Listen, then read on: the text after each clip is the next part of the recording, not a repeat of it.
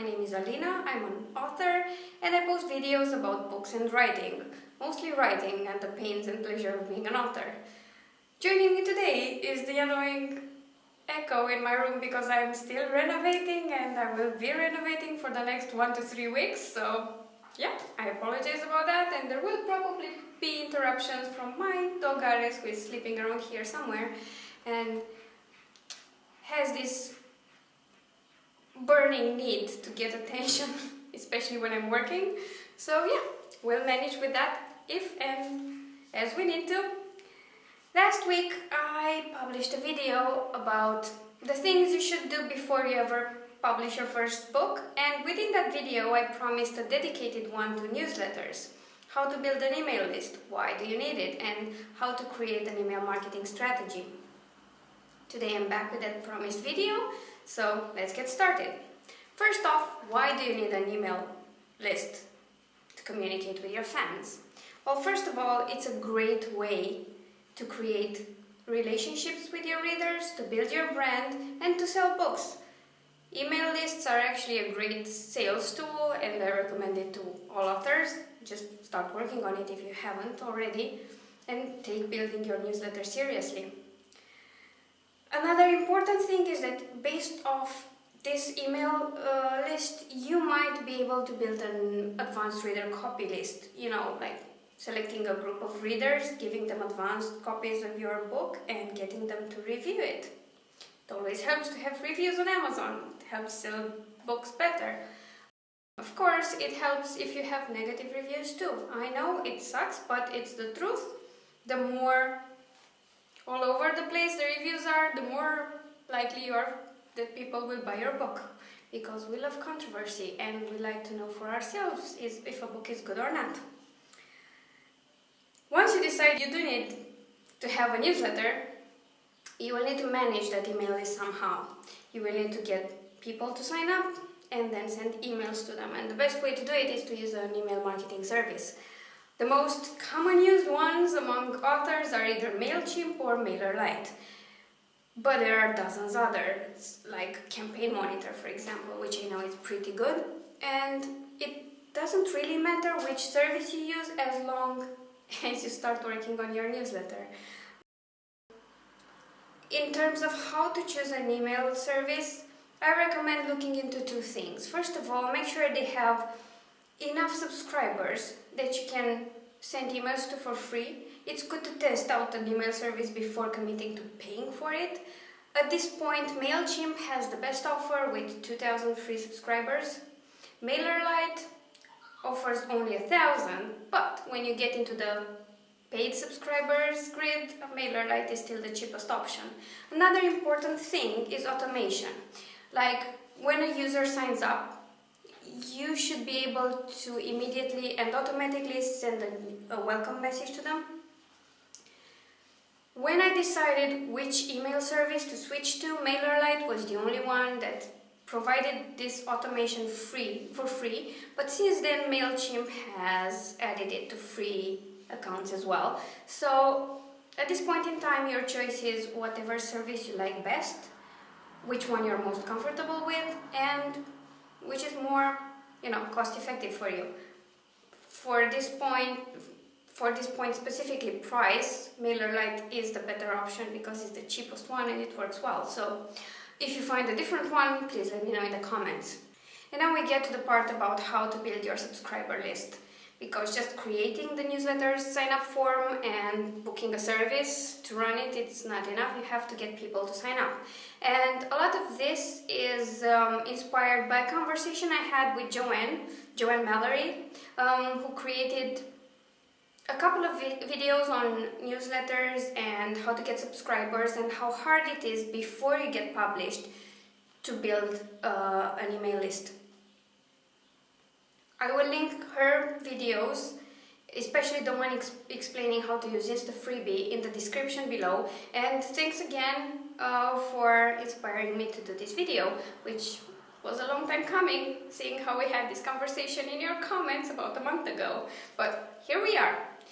So, first off, you have to have forms.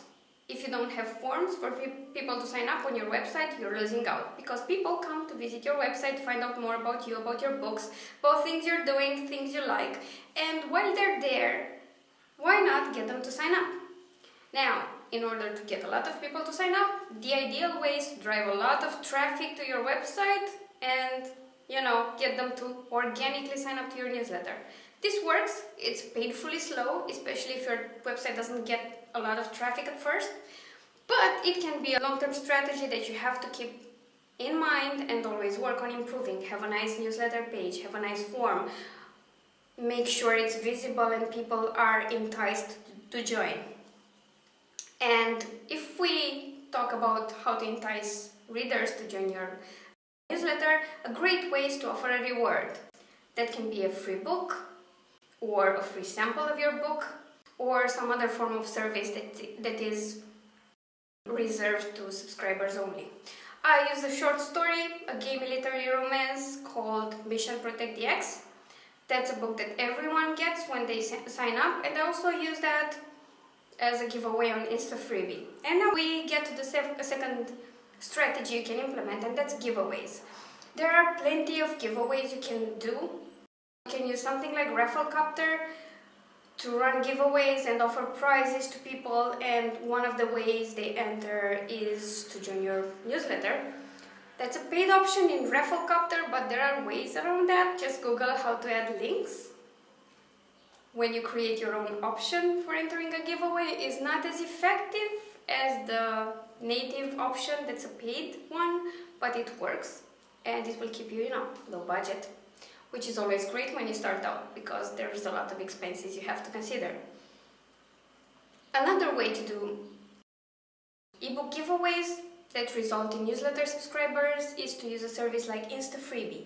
On Instafreebie, you pretty much offer the book for free, and to get it, people have to enter their email and, join your mailing list. This works great on its own. Like, if you just post a book on Instafreebie, you will get a few hundred subscribers just like that. I've tested this out and just let the giveaway run, and I got about 100 subscribers in a month, which would lead to 1,200 subscribers in a year. It's not bad. The problem with Instafreebie is that it's paid. You have to pay $20 a month to get the email lists. Now, the way around this, to just test it or boost your email list at first, is to use their free month. They have a month of trial that you can use. You don't pay anything, but you get all the benefits. I'm sorry for the changing light. We're having clouds today, so I hope the camera does well. We shall see when I edit. The problem with Instafreebie and giveaways in general is that a number of people are only there to get a free book. So the moment they get that, they will unsubscribe. It's sad, but it happens. The point is, when those people leave, the quality of the subscribers is pretty good.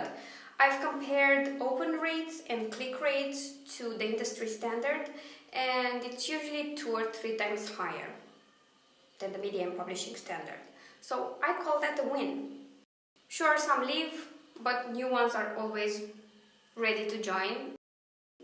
Make sure you use an emailing service that has a flexible threshold for how many people unsubscribe. It's usually 1 to 2% per email after things settle, but if you do a massive giveaway, which I will talk about later, you can get about 6-7% dropout the moment you send your first newsletter. After that, it just evens out and it's fine, it's acceptable. Now, the best way to use Instafreebie is to join larger giveaways. I did 2 of those. One was a gay romance Valentine's giveaway, and the other was the Big Gay Fiction giveaway, which happened at the end of May. And I've gained about 1,800 subscribers from that. About 200 of those left immediately or soon after in the first 2 or 3 newsletters.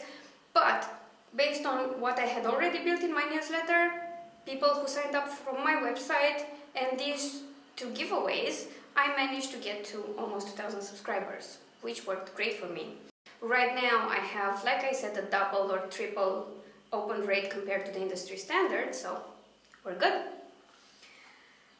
Another way to get in front of more readers is to do newsletter swaps, but these have to be treated with care. What's a newsletter swap? Well, let's say 3 authors get together, they decide they send newsletters at about the same time, so they swap promotion. So I will get my book featured on 2 other newsletters and they get to feature 2 books in mine. Now you have to pay attention to this. You don't have to go overboard, so 2 to 5 features, that's great. Make sure you also have your own news to put in the newsletter, and make sure you promote books that you'd actually buy and read. Don't treat your subscribers like they were nothing but, buyers. They're your fans too, so it's a crazy line to walk, but if you just treat them kindly and respect them, it will work out just fine.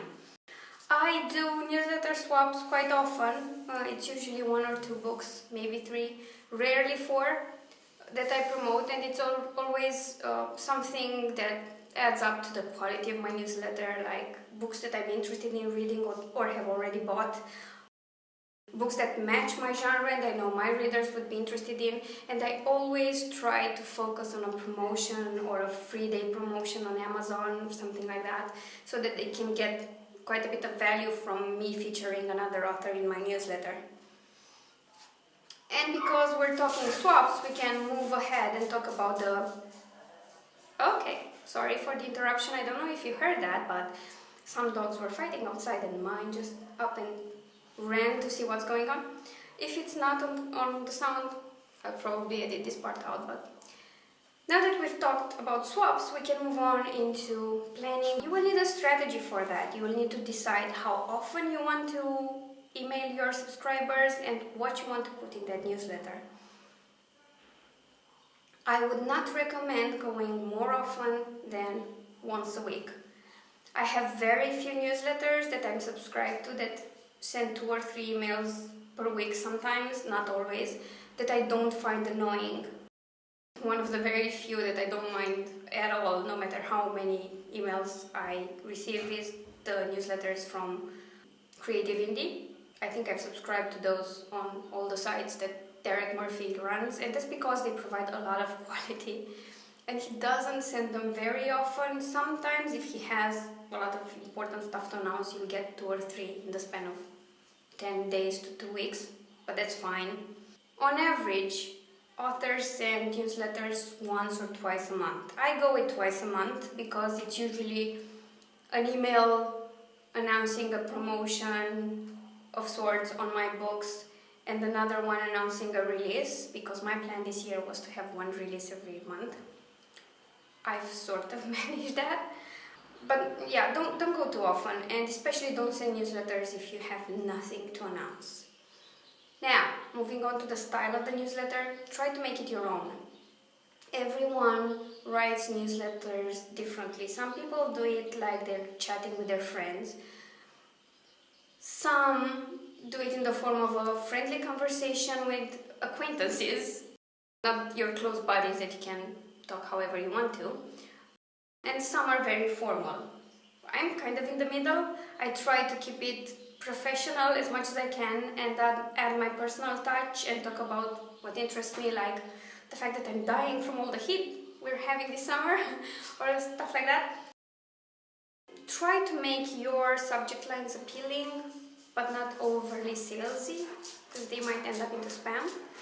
And for God's sakes, be consistent. If you've decided you're sending 1 email per month, send it once per month. If you take a break for like 6 months, the moment you hit your subscribers with a new email, they'll be like, who's this person? When did I subscribe to their newsletter? Why are they here? Unsubscribe. Or if you go overboard, they're used to receiving 2 emails per month and all of a sudden they get 5 for no reason whatsoever. They will unsubscribe again. Consistency is important because we all have our habits and we'd like to stick to them and not get our schedule thrown off by someone's habits changing, which impact ours. Before we go, I have one more thing to add. Joanne and I have talked extensively about the problems new authors face when they haven't exactly published a book. Their book is either in the submission process, or they're querying an agent, or they're about to be published, but the book won't be out for a while. Yet they still have to build their platform and get readers to join their newsletter. So the way around this is to either offer a free sample of your book. If it's not edited yet, just make sure you're open about that and say material can be subject to change at a later date. Or you can just write a dedicated short story just as a reward for your newsletter subscribers. I know authors who offer free short stories every month. For me personally, that's a bit too much work if I want to have a release every month. Hi Alice, go away, let me be. But whatever works for you, that's fine. The thing is, you don't necessarily need to have a book to start the newsletter. Sure, it helps. Offering a reward for people to join your newsletter always helps, but a single chapter can do the same thing if you advertise it on your website, or like I said, a small sample, 2 or 3 chapters. Put it up on Instafreebie with a temporary cover, and there you go. You have something to offer your readers, and they will be likely more open to joining your newsletter. That's about it for me for today. I hope you've enjoyed this. If you have any questions about newsletters, email marketing strategies, or just anything to do with your author platform, promoting your books and promoting yourself as an author, please feel free to leave them in the comments. If you want to keep up with me more than once or twice a week, and yes, I know I've said twice a week, I'll have an announcement about that in my next video, then please feel free to follow me on social media. I'm on Facebook, Twitter and Instagram quite often, and I like to interact with people and chat. I try really hard to reply to all my comments, DMs and private messages on all this social media. Even if it takes me a while, I still get around to them, so I'd like to hear from you. If you've enjoyed this video and found it useful, please consider sharing it and giving it a like. And if you like my channel a lot, then why not subscribe? And if you're terribly kind today, why not click that stupid notification bell? Because apparently subscribing is not enough these days. If you do all that, well, hugs and kisses. If you don't do all that, again, hugs and kisses. And I will see you all next Thursday. Or will I? Maybe I'll see you sooner. Bye!